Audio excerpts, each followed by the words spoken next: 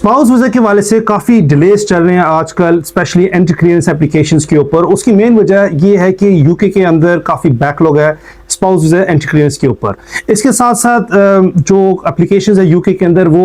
Eligibility requirement के ऊपर काफ़ी जो मामला था लोग नहीं कर पाते, जिसकी वजह से होम ऑफिस जो है वो काफ़ी कोरस्पोंडेंस में लग जाता है एप्लीकेंट के साथ कि फलानी चीज़ प्रोवाइड करें, बैंक स्टेटमेंट्स हमें सही से फराम करें दोबारा, या पे स्लिप्स बताएं, या अपने और मामला जो फाइनेंस से मुताल्लिक है वो प्रोवाइड करें। इसके साथ साथ अगर कोई आपका जो रिलेशनशिप से हटके कोई मामला था तो वो उसकी फर्दर तहकीकात में पड़ जाती है, जिसके ऊपर डिलेज आते हैं। इससे जो बरक्स जो मेन चीज़ है जिसके ऊपर काफ़ी डिलेज आ रहे हैं वो शैम मैरिज से भी हैं, क्योंकि काफ़ी सारी यूके के अंदर एप्लीकेशंस अब रिकॉर्ड की जा रही हैं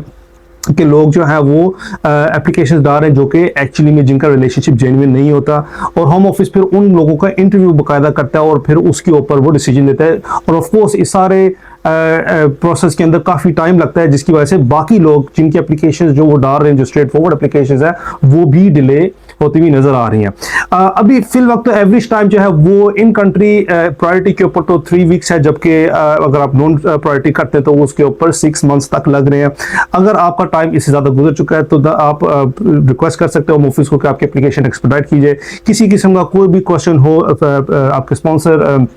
स्पाउस वीज़ा के वाले से आप हमें कांटेक्ट कर सकते हैं, और उम्मीद है कि ऐसी एडवाइस दीजिए कि जिसके ऊपर आप जो है वो मुफीद होंगे इंशाल्लाह। Thank you so much for watching.